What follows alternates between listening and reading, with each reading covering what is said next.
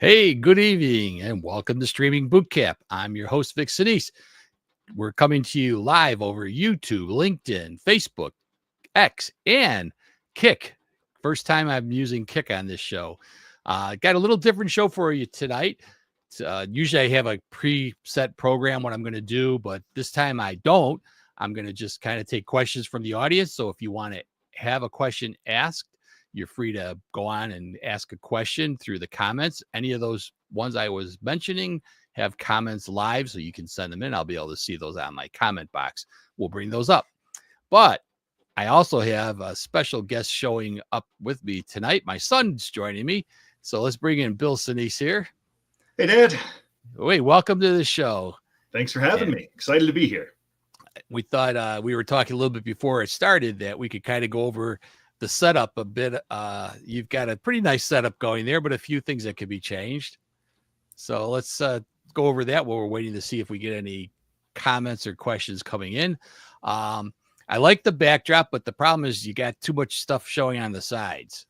Yeah, that was one of my biggest questions was, whether or not my background would work for a show like this. And, I've got this curtain behind me, but it's not quite big enough to cover the entire space behind me.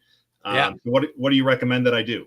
So you did mention you got the Insta360 camera, right? I did. Yeah, I've got that as a recommendation from one of your earlier shows. Yeah, pan, tilted, zoom. You need to zoom it in. So if you go over to your InstaLink software package, you should be able to find a zoom button. All right. Kind of pull it in so you get into, just get all that out of there. A little bit more. There you go. Good. All right. And you might want to just bring it down a little bit. Normally I have headroom, but you're wearing your headroom. Yeah, I don't leave much headroom. No. All right. That looks a lot better. So let's see. Yeah, it looks good. Now, what kind of lighting are you using? So I've got overhead light, like a traditional ceiling light. And then I've also got here next to me a ring camera. The ring light. Yeah. Yep. A ring light. Sorry. Yeah. So just those two, the overhead and the ring light. Just the two. Yeah. Just it's like a 3-bulb overhead and then the ring light in here on the desk next to me. So ring light works good for you because you're not wearing glasses. If you had glasses on like I have, you would see the rings in each of my lenses. Yeah. So they tend to reflect all that. Sometimes depending on how I catch the reflection off of my lights, you'll sometimes see them in the lens, but they're off to the sides. Generally, I usually recommend a left and a right, which is like the key light and the fill light, and then the hair light. And your hair's nicely lit. So you got the hair light working. Got my hair light. A little more lighting on one side of your face than the other. Okay. So anything I can do to improve that? With the ring light, it's designed to be like right in front of the camera almost. So it should be a central light. So maybe if I've got a screen here I can kind of mount it up on.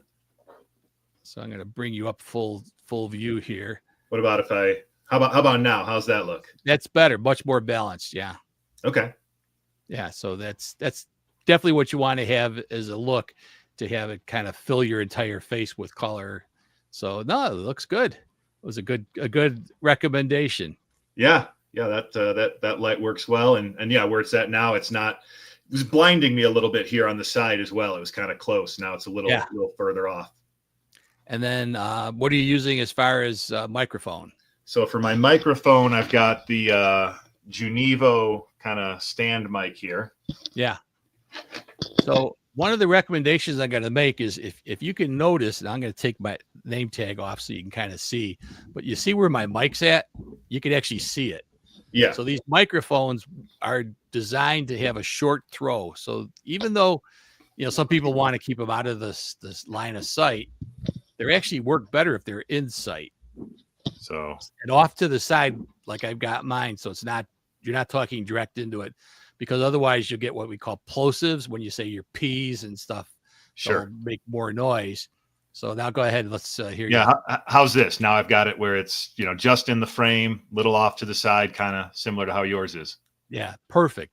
The sound, you can definitely see the difference in the sound quality. So having it in the right spot, got your backdrop looking good, and you'll be able to see how it looks when you go to your full screen and look at the the replays on Yeah. something. Go watch it on YouTube or something. So let's see. I can get big here. There we go. Looking Yeah. good. Looks good. I can see myself. I've got the headroom. I adjusted a little bit for that. The backdrop looks pretty good. I don't see the room around me. Yeah. Lighting feels natural, but I feel like I'm lit up. And it's dark outside. I mean, it's a stormy day here, so I have a window in the room, but I'm not getting much light from that right now. Yeah. So I normally do my shows in the morning, except for this show and one of my other shows, which I do in the evening, which is a whole nother ball game because then I have to make sure I've got lighting on. We're kind of in the, this is the Chicagoland area, so our sun hasn't set yet, but it will, and it'll set usually before the show ends, and then lighting goes to pot. So of course I have my lights on. So, all right. Well, don't see any questions coming in, but I noticed you got author and aspiring podcaster. So I know you want to learn everything there is about podcasting, but what about authoring? Yeah. So obviously want to learn about being a podcaster, but I'll show you here on the screen. I recently published my first book. It's called Time Healers, The Mentor's Message, and it is available on Amazon. And it's the story of a couple that travels forward in time to a dystopian future where robots have taken over healthcare, and those robots have been knocked offline. So it's a future where there is no healthcare. And this couple is challenged with helping to use their knowledge to bring healthcare back to the future so that it's, able to survive, and that, everyday illnesses are no longer a death sentence. So it's a bit of a time travel thriller, sci-fi, and I'd love for y'all to check it out. So where would you go to get the book if you wanted to get it? It's available on Amazon. You can get it in hardcover, softcover, ebook, or if you have Kindle Unlimited, you can read it for free as part of your Kindle Unlimited subscription. So you look under Time Healers or under your name. If you look up Time Healers, you should find it. If you add Bill Senese, you'll definitely find it. That would be your best option. Would be just go ahead on Amazon and search for Time Healers. All right, good. So I don't have any questions coming in yet, but did you have any questions for me since we knocked out a little bit of your studio setup? Yeah, I have another one for you. So, my camera today, I'm on a laptop. I have the camera mounted on top of the laptop screen, and I caught myself there. I'm catching myself now wanting to look down at the screen to see myself versus directly into the camera. How noticeable is it? I can't see myself when I look at the camera. So it's hard to judge. Does it make a big difference now when I'm talking as though I'm talking to the camera versus now when I'm talking while looking at the screen? Yeah, absolutely. So the difference is when you were just engaged with me before and looking at the camera, which is what I'm doing right now, you look like you're talking to the audience. Now, when you're looking down, especially at a laptop, you're looking down. Now, I can look at mine and still sort of have a decent sight line because my monitor is pretty high. So one of the things you could do, especially with the laptop, and I tell a lot of my folks that are coming in, is put it up on books. Get that laptop off the desk because you want it closer to your eye line. So raise the laptop itself a little bit higher. You can raise the eye so that you're not looking down, because your tendency on a laptop is always to look down. Because see if I can do that without throwing my whole setup off here. Got a box here I can prop it up on. Yeah, you can put a book or a box, and then just have to go into your pan, tilt, zoom, and change your camera so it's keeps your headroom in the right place. I think while you're messing with that, I'm going to go into some questions that I've seen come in here. So what inspired you to start UroNurse.com and dive into podcasting as a nurse and educator? So that's a great question. You can see my shirt, UroNurse.com. That's how I got started in podcasts. So I've been involved in urology for the past 40 years, just retired from it, actually, and now became a full-time podcaster, which is kind of neat. I really enjoy podcasting. And so I decided I'm going to give back to the community, but I realized after COVID that people like to come and watch their education online rather than to go to a conference. And, in conferences, you got travel time and the expense sometimes if you're flying someplace. So I decided let's try the online because it worked so well during COVID, and it's been a real success. So that's really got me started in this whole thing, and that's what I enjoy doing. All right, now I got you here. You got it adjusted good. Yeah, well, I was kind of questioning. So when I raise the laptop, it also raises the camera. It because does. The camera's on the laptop. So does that still function? So now, to what I want you to do goal? is kind of look at the picture where you would normally look, not trying to purposely look at the at the camera. Yeah, I'm looking directly at the center of my laptop screen right now, where my image, your image are on the screen, versus now I'm looking up into the camera. All right. So what I encourage you to do is go on YouTube after the show airs and look at the difference. You'll see. And what it's going to take some training to get used to looking at the camera, because you're right. As you raise it up, of course, then the camera comes up higher too. Ideally, the best case scenario is you go with something called a telestrator or teleprompter, and the camera is actually behind the screen and you're looking through. It's like a clear screen and you're looking right at the camera all the time. Now, that's perfect setup.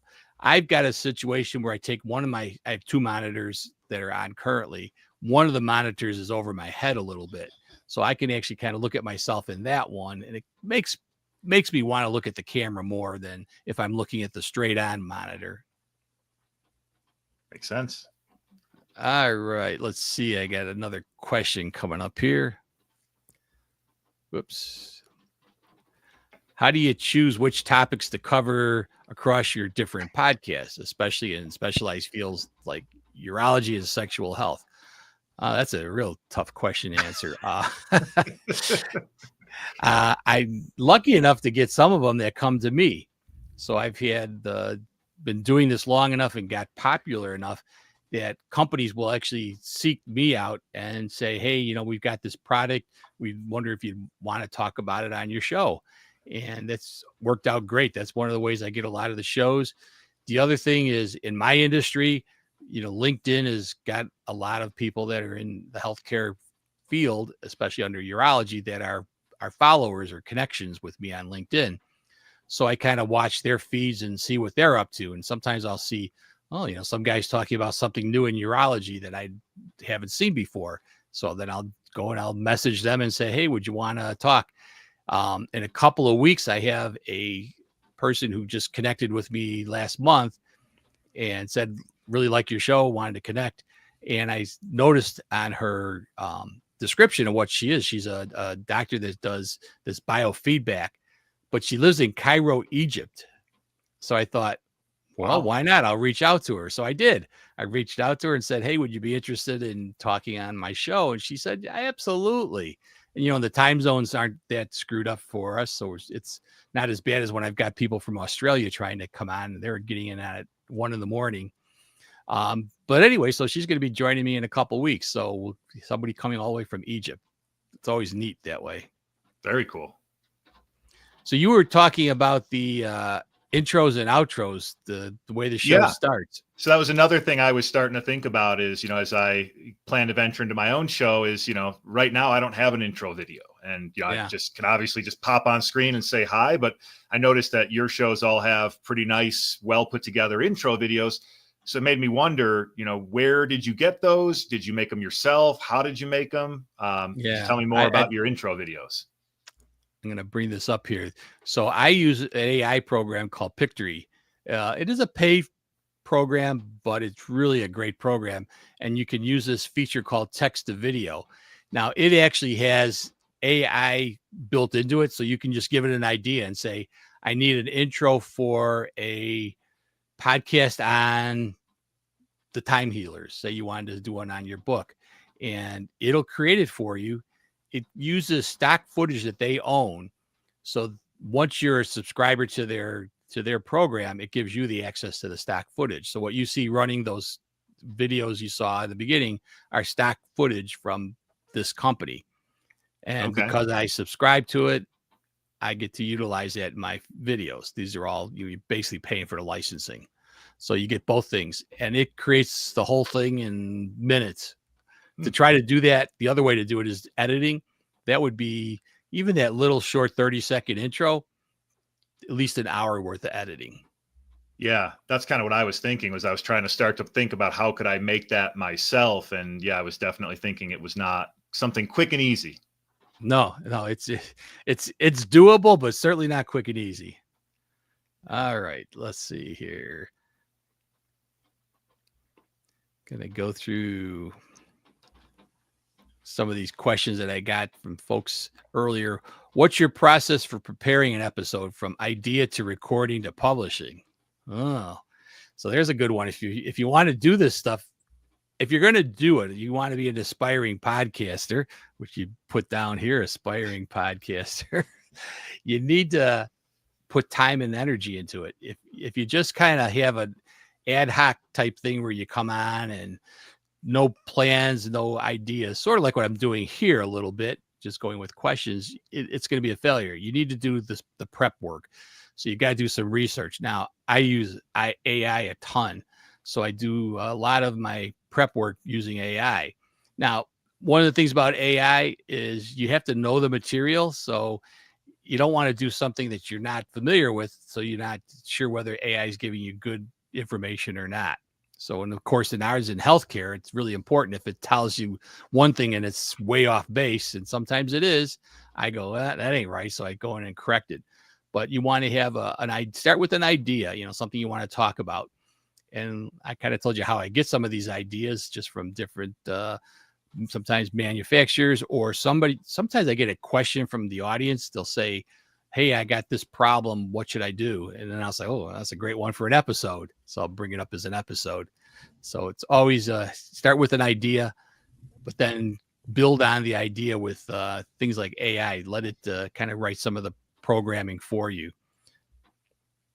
Well, that brings me to another one of my questions, which was, I'm preparing for my first episode, and I started off, I use PowerPoint a lot, and I built out a whole PowerPoint slideshow. And, would you recommend using slides in your show? Is it better to have something to prompt you for what to talk about, or does it help to have the audience actually see some bullet points on a slide? Yeah, I'm a big proponent of having slides. So even, like what I was doing here when I'm trying to talk about Pictory, when you can see what Pictory looks like, that's a big difference than just trying to describe it to somebody. So I always want to, have it available so that I can kind of show it, discuss it, and gives the audience something to focus on. So I usually have, of course, your box, and you're in the box on one side and then your slides on the other side. So yeah, set them up in PowerPoint. I'm a big fan of Keynote. It's a little higher quality than PowerPoint in my opinion. But I do use PowerPoint more lately because of some of the AI built into it from their system, and it's called Designer that's built in, and will kind of fidget around with some of the slides. So I let PowerPoint design it, and then I move it over to Keynote, which I've been using forever. So I'm much quicker at kind of polishing it up. But yeah, and then the one thing is, we talked about, even this was done in Keynotes. This was the overlay. So that's how I created all this overlay, just by putting it on a Keynote and taking Keynote and creating an image file that we use as an overlay. So. And that actually brings me to another question. So I downloaded StreamYard, and I started kind of playing around with it. And I quickly came to realize that if I'm going to do this for real, I don't think the free version is going to cut it. Would you agree, or do you think you can make this work with the free version? I would definitely start with the free version just to kind of get used to it and play around with it and see how you like it. There's a lot of options out there. I can say that I started with Zoom, but what I like to do is webinars. So I have for most of my shows, I have a big live audience coming on, and like UroNurse, that's going out live. So it gives me the ability to interact with a live audience, and a lot of the other ones do, but I'm used to the program, and it was more expensive to buy webinar through Zoom. So that's why I started looking for alternatives, and I picked StreamYard. StreamYard's been a pretty good fit. Although they did have a price increase. So it's kind of one of those that I would probably hesitate before I would highly recommend it, depending on how much you're going to use it. Now I have 4 different podcasts I'm putting on with a 5th one on the way. So I think I'll be, able to justify staying on StreamYard, but there's a lot of them out there. I'd look at all of them before you make a decision to actually put down real money. But it's nice it does have the free version. Yeah. Yeah, it was kind of more like the adding that overlay and some of the different features that you don't get access to. Like, for example, if you use the free version of StreamYard, you get a StreamYard logo in the corner of your stream, right? Versus having something custom there. Right. You can put your own custom. I think I've got on this one here, so I could have my custom logo up there. Yeah. The one you were talking about was the StreamYard one that comes. And there's nothing wrong with that. I mean, it's, for free version. Yep. But yeah, if you like to have a little logo bug or something, you can. Like I said, I can't complain about StreamYard as far as not having a lot of features, and they keep adding stuff to it. As you kind of see how we're switching back and forth to different views, that's something they just came up with that allows that to be done more easily. So, all right, let's see. How do you keep things looking and sounding professional without a big production team? So, yeah, you're looking at the production team. So the best part is being semi-retired because, well, almost fully retired now. I keep saying semi-retired because I'm not used to being retired, but fully retired except full-time podcasting now. And I'm the production team. You do need a team. And I do, on Tuesday nights, I have a podcast that I don't host. So it's just me doing the production side of it, which is kind of fun. But that's where all the work's at. This is easy, getting on the screen and just chatting with people is the fun part. But I mean, time wise, most of my shows are an hour or less. Production time, 8-10 hours. So there's a lot of time that gets put into production. So you say production time 8-10 hours. Obviously, I am not retired. So, that's something that I have to think about as I look to get into this is, how do I fit it? Not only the time to do the show, which is challenging, but hearing 8 to 10 hours, what goes into that? What makes up that 8 to 10 hours? Yeah, that's a good question. So besides what I was kind of talking about, development of what your subject's going to be, what you're going to do, you also have to advertise it, because if you don't advertise it, nobody's going to be there to see it. So fortunately nowadays with the social media, that's your big outlet. So you can put together advertisements for the show, just like this particular show had an ad that ran designed through Pictory. I go on Pictory, create a short. Everybody likes to look at the shorts. They want to flip through their phone and spend 30 seconds to see what's going on. These shows I'll cut into shorts later on just to have little bits and pieces. So people may want one question or another, but they don't want to necessarily listen to the whole show. So those are a great way. So you've got to take the time to start the social media stuff. You need to have a website to advertise, so people have a kind of a landing page to find. You have to develop your social media that you put out. Find organizations. So if I belong to an organization called Suna, and they've got an online thing that I can advertise on every week too. So those are all the promotional side of it. Then you have to also recruit talent. So you got to reach out to people. A lot of times it's just sending out emails. Hey, would you be able to talk about this? Be able to talk about that? I would say, hey, as an aspiring author, you want to talk about your book? Bring you in. Then you got to meet with them and make sure they're comfortable with the software. I send out a reminder 2 weeks before the show to all my talent. I send out a reminder a week before the show with the link that they need to get on the show. And then a day before the show, I send out a reminder with the link again, because people sometimes lose the link. And that's just experience from doing a lot of these shows. I can tell you that you want to cover all your bases and keep people informed so they know exactly, what they need to do to be on the show. And if you do everything right, you want to make sure that it looks professional. So practice, practice, practice. You want a good show. And then the final thing I'll say is, if you're going to do this, make sure you come up with a schedule you can be consistent with. So Bootcamp, for instance, is every month. So it's a once a month show, but it's always there. People can rely on, hey, that first Wednesday of the month, I can watch Bootcamp at 7 p.m. My other shows are weekly, which is, I think, the preferred way to get an audience going, is to have a weekly show. So they know every Saturday, 9 o'clock, Vic's there. Go and check out UroNurse. Every Tuesday night, check out Jeff's Sex Talk. They know it's there. They can find it. Yeah, that makes sense. And kind of brings me to my last question here, which is, I know you do this show normally pre-recorded. Today we're doing it live. For me to be consistent, again, with a young family, a little tougher to say, certainly every Saturday morning would not be possible. Hard enough for me to get a Wednesday evening to commit to. Pre-recording, is that okay? I mean, is that a good enough way to do it if you can be consistent by pre-recording? Yep, absolutely. And I think that's another strong venue to look at, especially if you're in a committed situation where you don't think you're going to be able to be there all the time. The disadvantage of being pre-recorded is you don't have the fan base, and that's kind of a nice thing to have. So with my other shows, I've got some regulars there. They're there every week, and it's what really kind of keeps the energy going.